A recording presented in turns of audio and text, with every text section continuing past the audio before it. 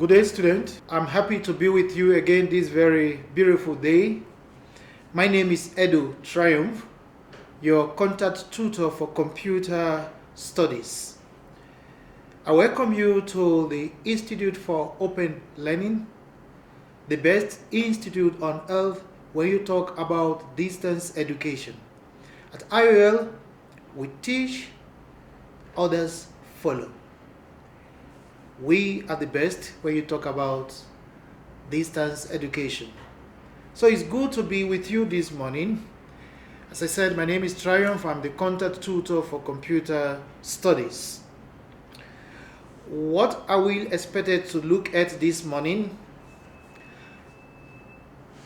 Today we are going to have what is known as examination-based content class. Examination-based content class, meaning that I'm here to guide you on how to approach your forthcoming examination in 2021. It is not a content-based presentation where I'm going to teach you everything in your module. Rather, I'm here today to guide you on your examination. I'm going to make another video on content based where I will explain everything in your module. So this presentation is for who?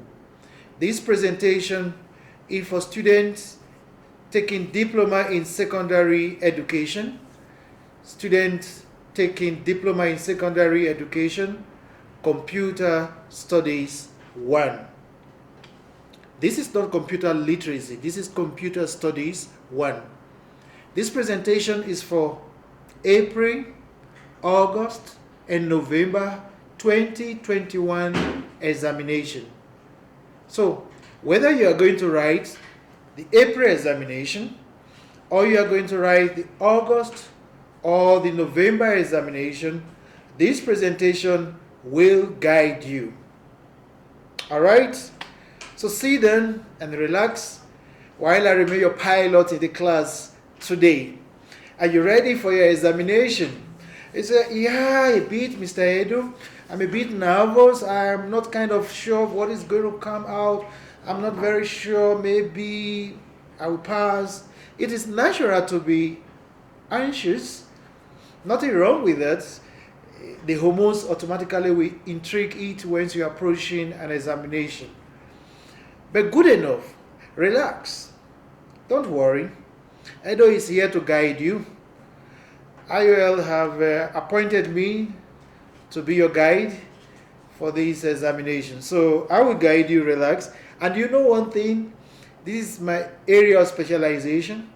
This is one area that I so much love. I do it with passion because I've been in the classroom with computer studies for years. It's something I love with passion. And I'm so happy you are training to become a computer teacher in the secondary school. So I'm really going to be your friend. I'm going to be more than a teacher to you. I'll be your friend who will guide you so that we can have good relationship to build you to be a very good computer teacher after your graduation. So I love you all. Let us continue our class. This presentation will guide you. As I said before, it is not a scope. This is not a scope. So don't think that Mr. Edo is here today to tell you these are the questions that you are going to see in the examination. This is the only topic you must read for the examination. This is not a scope. We don't give scope at IOL. We guide you, all right? Now, when you get your question paper, you'll be required to answer all the questions. You'll be required to answer all the questions. In this question paper, you be no having computer practical section. That is, there will be no practical section in the examination in Computer Studies 2 in 2021. The examination will cover the entire unit in the module. The examination will cover the entire unit. So what I'm trying to say is that don't skip any unit while preparing for your examination. Do not skip any unit while preparing for your examination. Do you understand me? So if you fail to cover all the units, you might be taken for a surprise, in the sense that you will see a question that might come from a unit probably you ignored. So cover all your units, prepare as if questions are going to come, and that is the truth, from all the units in the model. Okay? What are some of the guides? Some of the very important things that should or will help you. Number one, your assignment question. Remember, you submitted an assignment, whether in January or in June, you passed the assignment. That is why you are qualified for this examination. Now, that assignment that was marked and returned back to you, please take the assignment and review it again. Revise that assignment, review that assignment, look at it again, because the format of the examination is the same thing. Now, there are one or two things you got wrong in the assignment. Can you please go back to your study module, your study guide, and get yourself equipped, especially those areas that you did not pass in your assignment. Pay attention to your assignment feedback. I gave a feedback for your assignment. Pay attention to the feedback. You see, the feedback is like, in a face-to-face class, when I'm done teaching you, let's say we're in a grade 10 or grade 12 class now. If I teach you today, I give you a homework. You go home and do your homework. When you come back, you submit your homework to me the next day. As a teacher, I mark your homework. After marking your homework, I come back to you, beloved learner, these are the areas that you passed. These are the areas that you did not pass. The reason why you did not pass this area is because of this, is because of this. And these are the things you can do so that you can pass this. That is feedback. That is a feedback. Now, I gave you a feedback on your assignment. So, please revise those feedback. Go through those feedback, because the feedback contain very good suggestions on how to approach questions. It is one thing to be good. It is another thing to know how to answer the question. Good enough, most of you that I'm talking to today are graduates of computer science. Some of you have read computer science from the university. Some of you have read business information system from the university. You are here to get equipped to become professional computer teacher. So most of the things that I'm talking about are not too strange to you.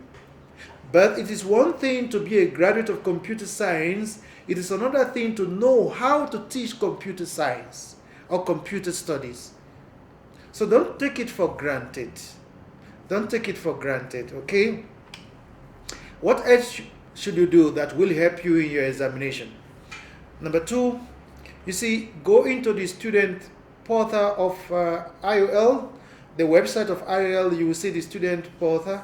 Please download past examination question papers of Computer Studies 1. Please be careful. Do not download computer literacy. This is computer studies, not computer literacy.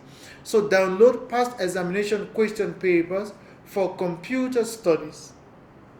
Then you can see how the questions are always structured in the examination. And very important also, get familiar with your course outline or your course model. You should know all the topics that are there and pay attention to the expected learning outcome.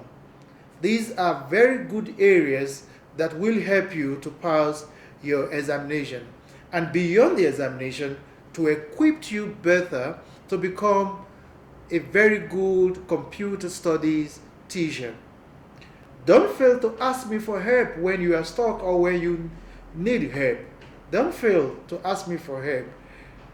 Email me, SMS me, call me. But for the issue of calling, please call me after work around any time from 5:30. So these are preliminary guides. Let us go into the technicalities now of the subject, Computer Studies 1. Now, what are the expected learning outcome of Computer Study 1? Otherwise, our course outline.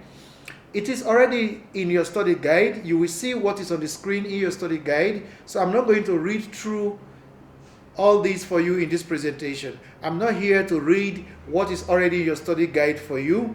So your course outline is very important. Your expected learning outcome is very important for you to know, because those are the things we expect you to know. So you must know these are the things I'm expected to know. Please go through them. I'm not going to read all of them. But one thing I want you to pay attention to, which is very important, something that is extremely important, is this: the examination terms. Now, look at this. Number one, it says explain. All right? That is level 1 of a question. Number 2, it says analyze. Level 3 of a question. Number 3, say describe. Look at number 3. Describe the use of computer system to monitor and control processes. Describe. In the exam, I'm going to ask you describe also, because in the expected learning outcome, it shows that you should know how to describe it. So there is no way I'm going to ask you to define it. Do you understand that now? If you look at number 2, it says analyze. There is no way I'm going to ask you to describe the impact of computer and commercial data processing. So these things, that is why I said it's very important, my dear beloved student.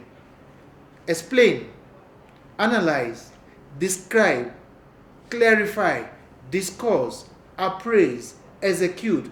Those are the same terms I'm going to use in the exam.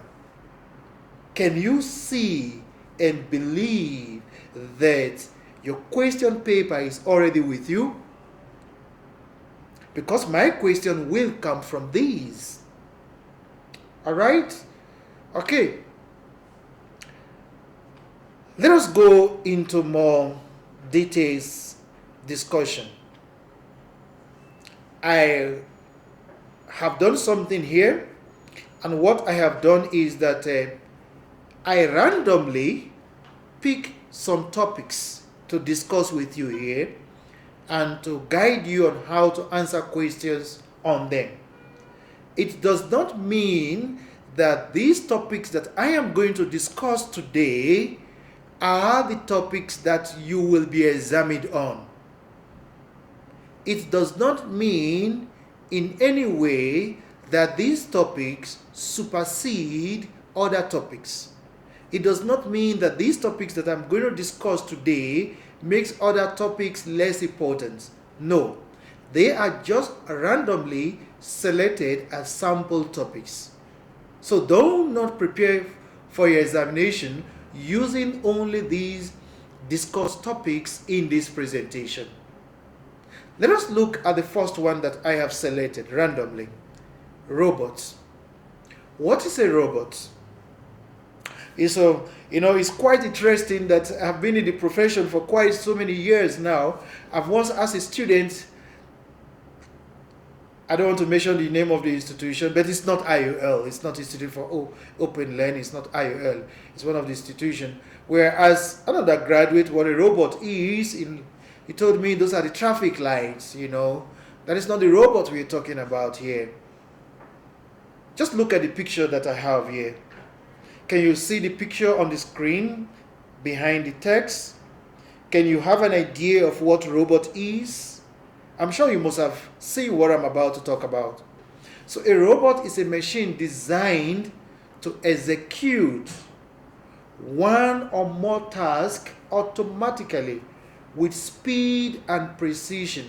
These are tasks that in those days used to be done by human beings, but now we have what is called a robot. It's a machine that is being driven, guided, controlled by a computer that executes tasks, that carry out tasks with accuracy, with speed and precision. Now, what are the components of a robot? What are the components of a robot? Like every computer system, a robot, there must be input, processing, and output. Every computer system must have these three components. There must be input, that is the stage or the segment where data goes in. There must be processing, where the computer will execute your instruction based We execute your data based on the instructions given to you and the output that will be given to you by the computer. So a robot also has the same component, the input, the processing, and the output. Let me throw a little bit of light on it here. Now the input, there are sensors there.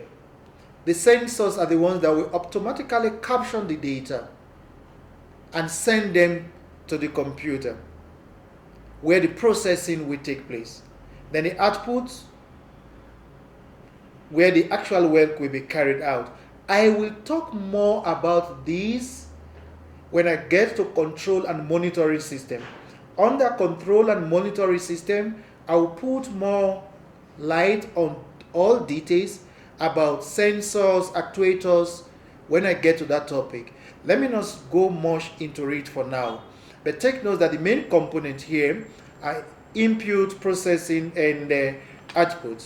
Now in this topic, what you must know is, number one, what is a robot? What are the components of a robot? What are the advantages of using robots? What are the disadvantages of using robots? I will suspend this slide that talks about the sensor, talk about the actuator. When I get to a topic called control and monitoring system, there I will explain in details. That explanation will help you to comprehend what this slide is all about. Now, let us look at a sample question on robots. Remember, I'm not teaching this topic in detail, please. Don't say, Mr. Edo, you did not teach it very well. I am not teaching this topic in detail. It is an examination-based guide. So I'm just kind of summarizing the topic and, most importantly, frame a question that can come out from that topic and guide you on how to answer that question. So I'm not here today to teach the topics in details, rather to guide you on how to answer questions on that topic. So let us look at a sample question on that topic of robots. Let's look at this question. Robots are being introduced into a factory which makes engines. That is more or less like a case story, right?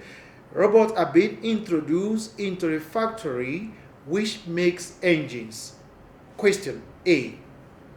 Describe any 3 ways this could affect the workers.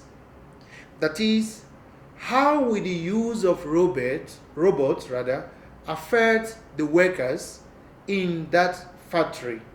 How will the use of robots affect the workers in that factory? How will you answer this type of question? Remember, this question is focusing only on the effect of using robots on the workers. It is not saying how will it affect the organizations. No. The question is not saying how will it affect the owner of the organization, the employer. No. It is specifically how will it affect the workers. That is where comprehension of a question is very necessary. Because a student can just give me an answer without paying attention to the word workers. How will this affect the workers? Will they lose their jobs? Will they be de-skilled? Will they go for more retraining? These are some of the effects it will be on workers. So the workers can be de-skilled.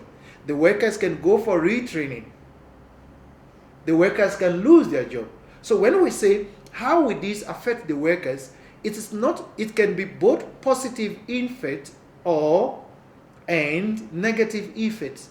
So it can affect the workers positively. For example, I might not do very hard work again. The robot can be used to lift some of the things that I used to lift in that factory. It's an advantage to me because I'm not going to lift things again.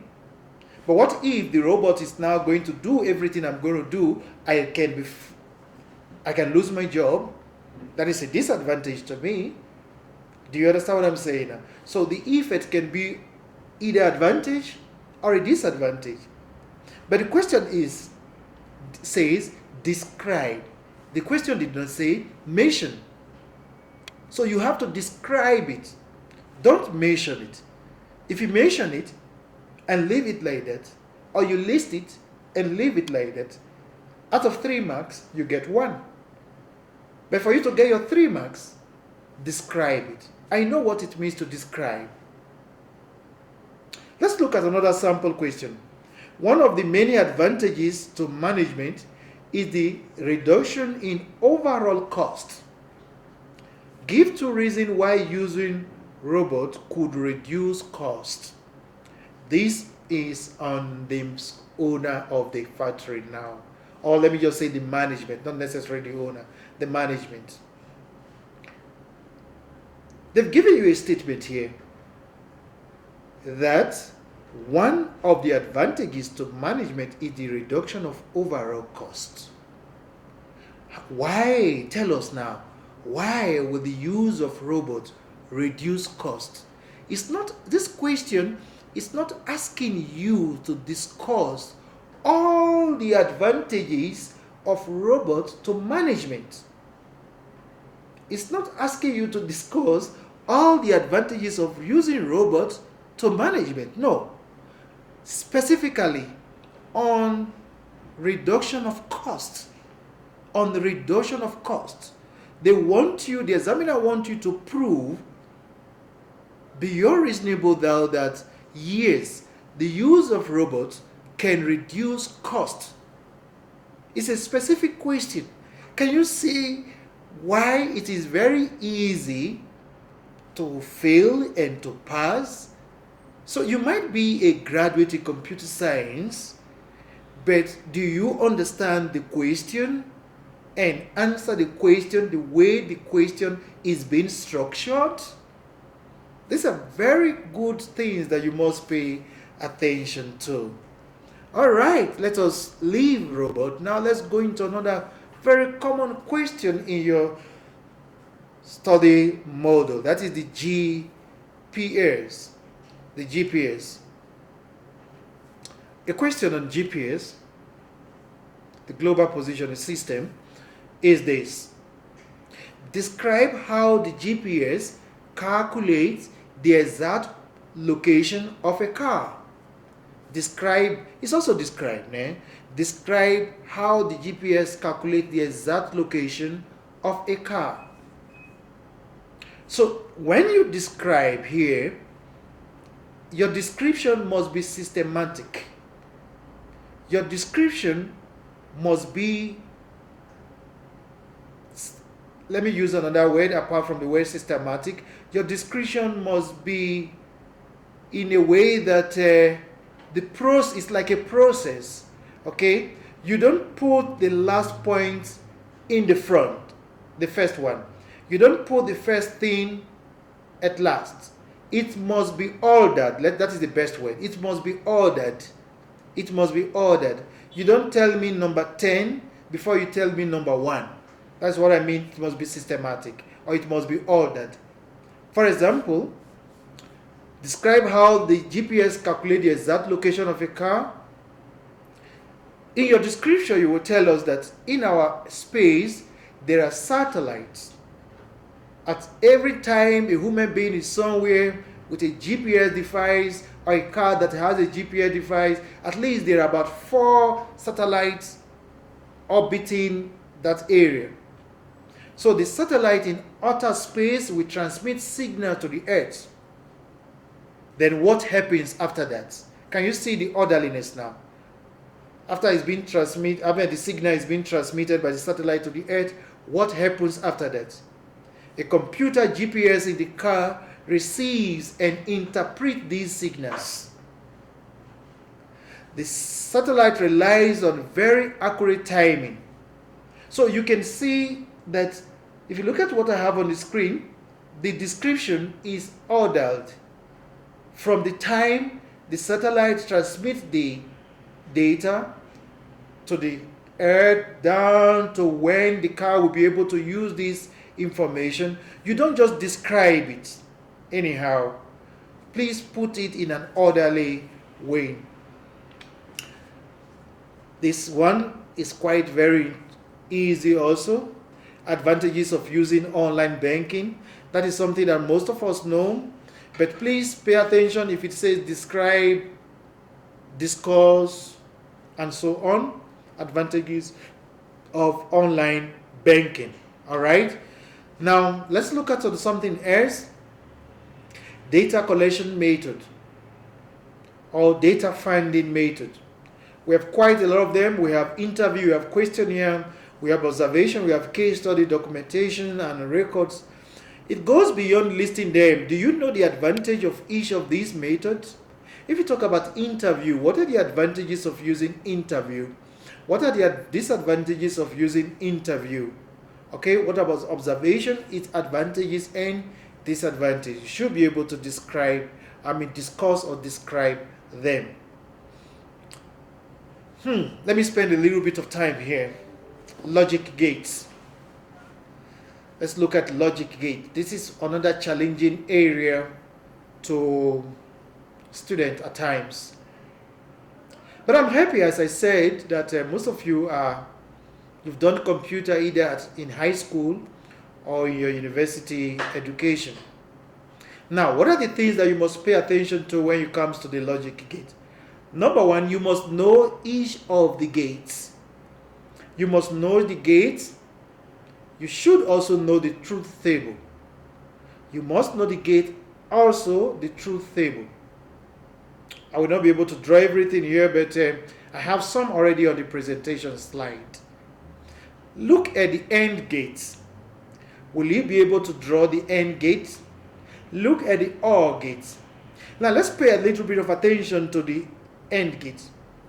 The AND gate has a principle. What is the principle of the AND gate is that given a situation where you have two inputs going in the AND gate, for the outputs to be 1, all the input must be 1. For the outputs to be 1, all the input must be 1. Do you understand that now? So let's look at what you have on the screen. You look at A and B as your input. Look at A 0011 0101, that is for the B. Now you look at it. This is 00. It's going to be 0. 01 0. 1 0 0. 1 1 1. For you to have 1, your input, all your input must or should be 1. Now the OR gate has a different thing. For the OR gate, the truth table, for your outputs to be 1, at least one of your input must be 1. For your outputs to be 1, at least one of your input must or should be 1. So this is 0 0. There's no input that is 1, that is 0. 0 1 1. 1 0 1 1 1 1. That is at least one of the input. As long as one of the input is 1, then definitely my output should be 1. That is for the OR gates. Now you go to the NOT gate, which is the most easier one.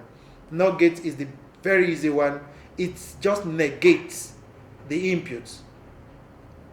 It just, if you look at it mathematically speaking, you talk about the inverse here. It negates the input. So if my input is 0, my output will be 1. If my input is 1, my output will be 0. That is the NOT gate. Now let's look at the NAND gates. The NAND gate.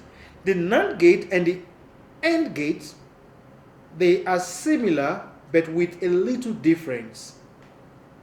The AND gate, if you look at it, can you see the NAND gate, the NAND gate, and the AND gate? Can you see? The shape are the same. The only thing that makes a difference is this thing that makes it NAND, that make it opposite. So I used to tell my students, if you know the AND gate, knowing the NAND gate is not a problem. It's more or less like opposites. Because the principle of the NAND gate is that if all your input are 1, 1, then your output will be 0. If your input, let's look at it here. If your input are 1, 1, all your input are 1, 1, then the output will be 0. Now, if you go to AND gate, if your input is 1, 1, your output will be 1. So if you compare the truth table of the NAND gate and that of the AND gate, they are just opposites. They are just opposite. You can look at AND gate, for example. 0, 0, you have what? 0. Look at the NAND gate. 0, 0, you have what? 1. Look at the AND gate. 0, 1, you have 0. Here, 0, 1, you have 1. So if I know my AND gate, I know my NAND gate. Just the opposite of each other. The next one is the NOR gates. The NOR gates. So what is necessary here for you, beloved student, is know the truth table and their gates. The gates and their truth table. These indices will help you in solving logic gates problems. Let us go a bit practical here, taking a sample question on logic gates. Let us look at this problem on logic gates. Let us read the statements. A system use three switches, A, B, and C. A combination of switches determines whether an alarm X should sound. For the alarm to sound, for the alarm to sound, it takes into consideration the combination of these three switches. So there are three switches, A, B, C, 3. Now let us look at their conditions for the alarm to sound. If switch A, or pay attention to this, to the gate here in this question. You must pay attention to the gate here. If switch A or switch B are in the on is 1, off is 0. Do you understand? On is 1, off is 0. Okay. If switch A or switch B are in the on position, and pay attention to that, and if switch C is on the off, then what will happen? The alarm will sound. It looks like a story. Let us put it mathematically now. How you put it now. Let's look at the first one. If switch A or B are on, that is, either A is 1 or B is 1. Do you understand that now? Either A is 1 or B is 1. That is what I've written here. A is 1. Can you see that now? Or B is 1. We have taken care of these statements. And that's why we have the end here. Switch C is on, switch C in the off. So switch C is off. Off, don't forget, is what? 0. 1 is on. it means C is equals to 0.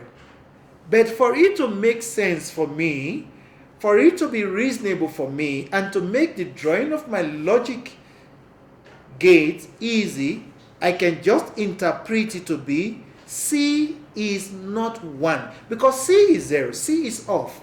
Look at the statement here. C is off, which means C is 0. So I can say, mathematically say, C is not 1 because C is 0. Then the alarm X can sound. Can you see the way we have written it now? A or B should be 1 according to this statement. Read it again. If A, I'm trying to spend a lot of time with it because it's one of the things that I've seen students are not doing well in the exam. If A or B are on, that is either A is on or B is on. That is A is 1 or B is 1. And where did we get this and from? It is on our statement. And C is off. That is, C is not on. C is not 1. To make it very easy for you, just say C not 1. Once you get these correctly, then the rest is easy. The rest of the story is easy. Now what are you going to do? Is for you to draw your gates, which is here. Mr. Edu, how did you draw this gate here? Let's look back to our first statement. A or B. What is this gate or? That is how I got this gate here. A or B. This is the OR gate. It means both A and B shared the OR gate, A or B. Can you see that now? Then, and C is not 1. Can you see why I use not 1 instead of just writing C is equal 0? I wrote C is not 1 instead of writing C is not equal 0. Do you know why? Because it will let me know the type of gate I'm going to use. So when I say C is not 1, you can see the way I wrote it here. C. Can you see? Not. So these two conditions, this and this and this, will produce the alarm X. This and this. Can you see the end now? This and this. Now where is the end from? Here. We produce the alarm X. That's all. Then from there you can draw your truth table. Very quite easy to draw your truth table. Okay, I think the truth table, most students normally don't have much problem with it here. So you have 0, 0, 0. That is, just make it very easy. First input here, which is A, because you have 3 inputs here. A, B, C here. So you have 0, 0, 0, 0, 4. Then 1, 1, 1, 1, 1. Then the next one is 0, 0, 1, 1, 0, 0, 1, 1. Then the next one will be 0, 1, 0, 1, 0, 1. It's quite easy to formulate this. Okay? Because you have 3 inputs here, 0, 0, 0, 0, 1, 1, 1, 1. Your next one should be 0, 0, 1, 1, 0, 0, 1, 1. While for the next input is 0, 1, 0, 1, 0, 1, 0, 1, 0, 1. But how was this X produced? Because this is our X, this is our final answer here. How was it produced? I'm going to show you how we produce that X. All you need to do is to create an imaginary output for A and B. So if A and B goes inside the OR gate, they produce an output here. Have a kind of an imaginary. Let me show you what I mean by an imaginary. I will just do it quickly in Microsoft Word. So fortunately, time is running against us. But let me see what I can do quickly. I wish I can stand in front of you quickly and demonstrate it. I love computer studies. So I said we have 0, 0, 0, 0. You have 1, 1, 1, sorry, 1. Okay. So the next one will be 0, 0, 1, 1, 0, 0, 1, 1. So my next one for the C is 0, 1, 0, 1, 0, 1, 0, 1. All right. Let me insert another quickly a row above so that I can have it labeled. I have my A, sorry, I wanted a capital later. I have my A, I have my B input, I have my C input. It's better I adjust my columns a bit so that I can have a little bit of a space. So, all right, let me insert another column in between. All right. What I'm going to do here, my beloved student, is if we go into my presentation, I'm going to have an imaginary output alphabet here. So I can call it a D. So I can call this one D. That is A and B will produce a D. A and B will produce a D. So, and remember, I mean, this is OR. This is OR. So don't forget the principle of OR. All right? So 0, 0 in OR is what? 0. 0, 0, 0. 0, 1, 1. 0, 1, 1. 1, 0, 1. 1, 0. 1, 1, 1. 1, 1, 1, 1. So I have an imaginary D here. I should also have an imaginary output here. I can call this one E. I can call this one E. So I can have an imaginary one here, which I can call E. All right? Remember, what is going to produce the E? The C will produce the E. The C will produce the E. So I'm only going to consider the C, and remember the C is a NOT gate. It's just the opposite of the input. So here is 0, I will have 1 here. Here is 1, I will have 0. 0, I will have 1. 1, I will have 0. 0, I will have 1. 1, I will have 0. 0, I will have 1. 1, I will have 0. Just the opposite. You must be very careful. Otherwise, once you get a wrong output, it will affect the final output because it's going to serve as an input later.